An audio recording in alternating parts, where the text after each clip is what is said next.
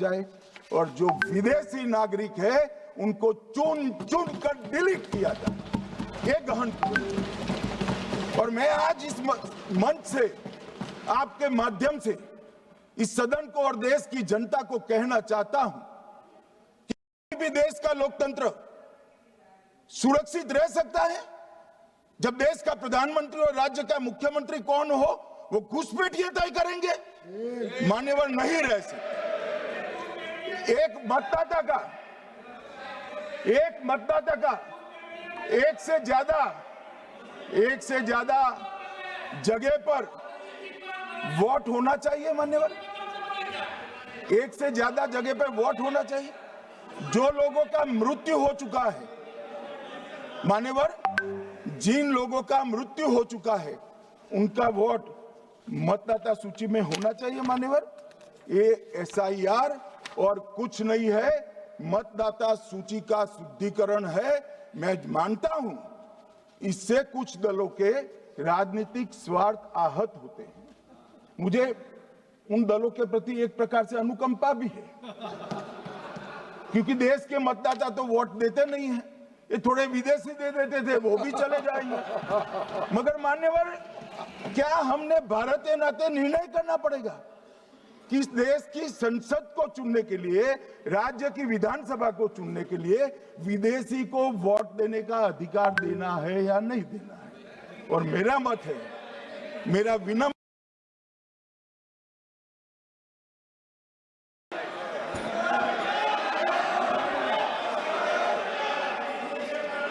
दादा बैठ जाइए प्लीज। मान्यवर,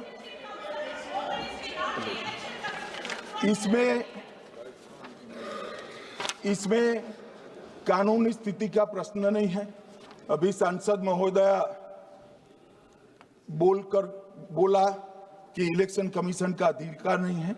लाल बाबू हुसैन 1995 में एक वाद हुआ। मान्यवर, भारत की सर्वोच्च अदालत तक वो वाद पहुंचा। लाल बाबू हुसैन बनाम मतदाता रजिस्ट्रेशन ऑफिसर 1995 में इसका जजमेंट आया और उसमें अदालत ने स्पष्ट कहा, देश की सर्वोच्च अदालत ने कहा, मैं नहीं कह रहा, जहां मतदाता का नाम दर्ज किया जाना है वहां रिटर्निंग ऑफिसर ये सुनिश्चित कर सकता है कि आवेदक भारत का नागरिक है या नहीं है।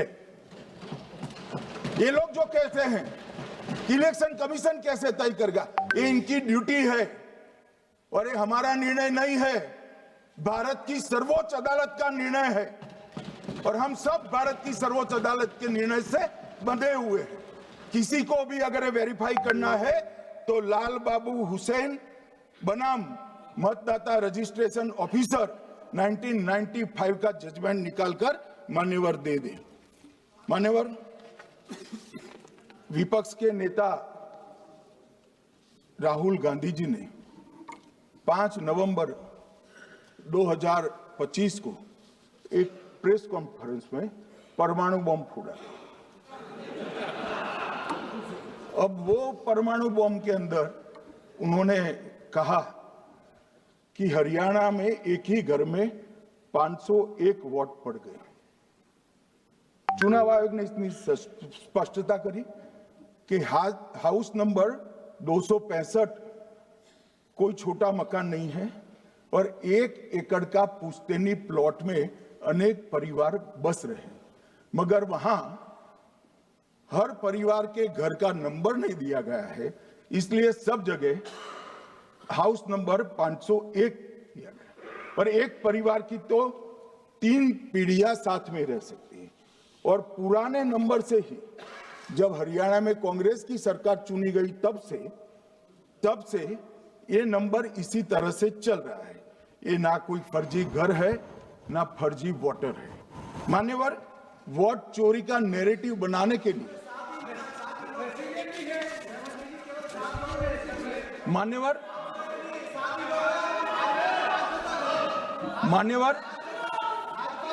बिहार में भी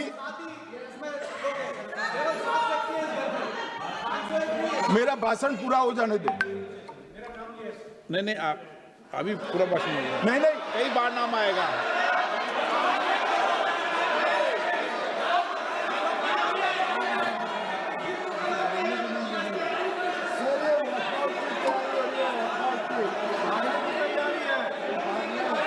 माननीय सदस्य, एक 2 मिनट बैठिए, मैं कुछ बोलना चाहता हूँ। 2 मिनट बैठिए, मैं एक मिनट। मान्यवर माननीय सदस्य, एक मिनट। मान्यवर, मेरा विपक्ष के नेता से एक निवेदन है कि 2 मिनट सुन ले मुझे, बाद में उनको बोलने का मौका दीजिए। मान्यवर 2 मिनट। मान्यवर, मेरा आपसे विनम्र निवेदन है, मैं आधी रात तक बैठने के लिए तैयार हूं, मुझे कोई आपत्ति नहीं। मेरा भाषण समाप्त हो जाए, अरे सुनिए ना भाई, सुनो ना, 2 बड़े बोलते हैं तब बीच में नहीं बोलते। मान्यवर, मेरा भाषण समाप्त हो जाए। प्लीज प्लीज, नहीं। मान्यवर, मेरा भाषण समाप्त हो जाए बाद में, इसमें जितने भी मुद्दे विपक्ष के नेता खड़े करेंगे, मेरी मर्यादा में इसका जरूर जवाब दूंगा, मुझे कोई आपत्ति नहीं। मेरा विनंती इसलिए है मान्यवर,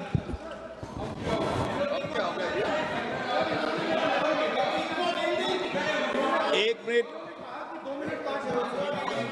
उनको पूरी बात करने दें। हाँ हाँ, मान्यवर, मेरा विनंती भी, मान्यवर, नो प्लीज, डिबेट नहीं करते बैठे। मान्यवर, मेरा विनंती इसलिए है कि शायद वो जो मुद्दा खड़ा करना चाहते हैं उसका जवाब मेरे आगे भाषण में आ जाएगा तो मुद्दा ही नहीं बचेगा, इसलिए मैं कह रहा हूं मुझे पूरा सुन लिया जाए। मान्यवर, बिहार में एक मतदाता की उम्र 34 साल बताई गई, 34 साल की है, इसको 124 साल बताया गया। सच था कि इसमें उम्र 124 बार छपी थी। बाद में मिंता देवी जी ने खुद बताया कि उन्होंने ऑनलाइन आवेदन किया था और वो ऑनलाइन आवेदन करने में गलती हो गई, इसके कारण उम्र 124 बार साल छपी थी। अब इसके आधार पर मतदाता सूची पर प्रश्न कर दिए। सुबोध कुमार नवादा, प्रेस कॉन्फ्रेंस में कहा गया कि एक राजनीतिक दल के बीएलए है, इनका नाम कभी आया ही नहीं, वो भी सच नहीं निकला। रंजू देवी रोहतास, उनको कहा कि एक कार्यकर्ता, उन्होंने बाद में रंजू देवी जी ने स्टेटमेंट दिया, जबरन बुलाकर उनकी वोटर लिस्ट से नाम काट लिया गया, ऐसा आरोप हुआ। तो रंजू देवी ने यही कहा कि कांग्रेस के कार्यकर्ताओं को कहने पर मैंने गलत जानकारी दी थी। मान्यवर, ये जो प्रेस कॉन्फ्रेंस हुई और उसने जिस प्रकार का देश में माहौल बनाया, चलो ये तो मैंने आरोप जो लगाए थे और सत्य क्या है कहा, मगर मैं विपक्ष के नेता ने जो प्रेस कॉन्फ्रेंस में कहा कि मतदाता सूची ठीक नहीं है, इसको सुधार करना चाहिए, तो भाई गहन पुनर्निरीक्षण क्या है, एसआईआर क्या है, मतदाता सूची का सुधार करने की प्रक्रिया है, और वो कर रहे हैं तो भी विरोध कर रहे हैं, पुरानी मतदाता सूची कर रहे हैं तो भी विरोध कर रहे हैं। भाई मतदाता सूची पुरानी हो या नहीं, आपका हारना तय है, ये मतदाता सूची से नहीं होगा। मान्यवर, उन्होंने कहा, अपने लॉजिक के समर्थन में कहा कि भारतीय जनता पार्टी को कभी एंटी इनकम्बेंसी का सामना नहीं करना पड़ता। मान्यवर, एंटी इनकम्बेंसी इनके खिलाफ होती है जो जनहित के विरुद्ध काम करे। ये बात सही है कि भाजपा को एंटी इनकम्बेंसी का फायदा विरोध बहुत कम करना पड़ता है। हमारी सरकारें बार बार चुनकर आती हैं, चाहे राज्य में है या केंद्र में, परंतु ऐसा नहीं है कि हम 2014 के बाद एक भी चुनाव नहीं हारे। छत्तीसगढ़ में 18 में हारे, राजस्थान में 18 में हारे, मध्य प्रदेश में 18 में हारे, कर्नाटक में भी 14 के बाद हारे, तेलंगाना में हम जीत नहीं पाए, चेन्नई में हम जीत नहीं पाए, बंगाल में भी हम हारे। भाई तो तब तो ये मतदाता सूची बहुत अच्छी होती है, तब से नए कपड़े पहनकर आप शपथ ले लेते हो। उस वक्त मतदाता सूची का विरोध नहीं करते हो, और जब मुंह की पटखनी पड़ती है बिहार की तरह, तब मतदाता सूची का विरोध करते हो। माननीय मेरे दोहरे मापदंड नहीं चलेंगे लोकतंत्र में। जब आप जीतते हो तब चुनाव आयोग महान है, जब आप हारते हो तो चुनाव आयोग निकम्मा है, बीजेपी का कहने पर चलता है। जब आप जीतते हो मतदाता सूची अच्छी है, मतदाता सूची अच्छी है, और जब आप हारते हो तो मतदाता सूची खराब है। मान्यवर, मुझे कोई आपत्ति नहीं, इस प्रकार का भ्रांति फैलाए तो फैलाए। मेरा दायित्व है कि इस देश की जनता को एक ड्यूअल स्टैंडर्ड की जानकारी देना, जो मैं आज इस सदन में खड़े होकर दे रहा हूं। मान्यवर, आगे पर भी मैं इस विषय को कहूंगा, और ढेर सारे आरोपों के मेरे पास जवाब है। जो 3 प्रेस कॉन्फ्रेंस में, एक सादा प्रेस कॉन्फ्रेंस, एक एटम बम वाला प्रेस कॉन्फ्रेंस, एक परमाणु बम वाला, ये तीनों में क्या हुआ, इसके सारे जवाब मेरे पास है। मान्यवर, अब ये कहते हैं कि 2-2 जगह है, 2-2 जगह मतदाता है। मान्यवर, किन किन लोगों के 2-2 जगह मतदाता, मैं इसमें जिनके नाम 2 जगह रजिस्टर्ड है उसका दोष नहीं निकालता मैं, क्योंकि एक जगह से कोई व्यक्ति दूसरी जगह गई तो 2010 के बाद इसको डिलीट करने का अधिकार आरओ के पास से ले लिया गया। इसके कारण ये विसंगतियां खड़ी हुई है। किसके हैं? श्री प्रशांत किशोर जी के 2 जगह मतदाता है, पवन खेरा जी का भी है, तेजस्वी यादव का स्वयं का है, टी सिद्दीकी एनआईसी केरल के नेता का है, मान्यवर संजय सिंह आप पार्टी के नेता के हैं, एक किशोरी पेडनेकर यूबीटी शिवसेना के हैं, इनका भी है। मान्यवर, सामान्य गलतियां हैं, क्योंकि एक नियम आ गया, जिसका जब वोट काटने का जिसका अधिकार है उसको रोक लिया गया, तो आरओ वोट काट नहीं सकता था, इसलिए 2 जगह रह गए।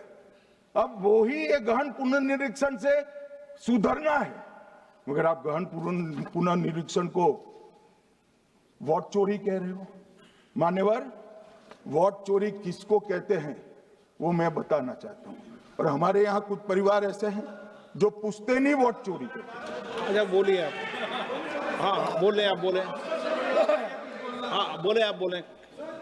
स्पीकर सर, मेरा कल एक सवाल था, जो हिंदुस्तान के इतिहास में पहली बार डिसीजन लिया गया कि इलेक्शन कमिश्नर्स को फुल फुल इम्यूनिटी दी जाएगी। ठीक है, ये है ना, इसका जवाब इसका पीठ में खत्म नहीं किया सर। इसके पीछे जो थिंकिंग थी वो हमें सबसे पहले बताएं। ठीक है। दूसरी बात, नहीं, हरियाणा की जहां इन्होंने बात की, इन्होंने एक उदाहरण लिया, वहां पर अनेक उदाहरण हैं। वो भी आपने दिया था ना, 19 वो भी आपने दिया था, इसलिए दिया वो भी। 19 लाख वहां पे फेक लोग, वो उदाहरण आपने दिया था, इसलिए उनका जवाब दिया। और ये भी हमें बता दीजिए, actually let us have a debate on my press conference. Let us go. Let us have very good idea. Let us have a debate on my press conference. Amit Shah ji, I challenge you to have a debate on the 3 press conferences. Please.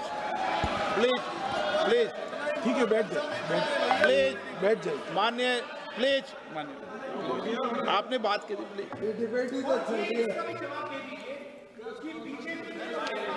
Uttar Pradesh में और हरियाणा में दोनों चुनाव में vote कैसे दे रहे हैं? Please, ये भी जवाब दे दीजिए। माननीय गृह मंत्री जी। मान्यवर, पहली बात मैं स्पष्ट करना चाहता हूं, मैं 30 साल से विधानसभा और संसद में जनप्रतिनिधि के रूप में चुनकर आता हूं। मुझे लंबा अनुभव है संसदीय प्रणाली का।